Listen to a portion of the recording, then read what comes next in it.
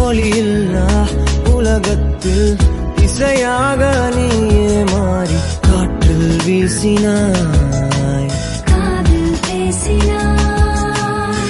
மொழியில்லா மௌனத்தில் விழியாலே வார்த்தை கோர்த்து கண்ணால் பேசினாய், கண்ணால் பேசினாய். 100 ஆண்டு உன்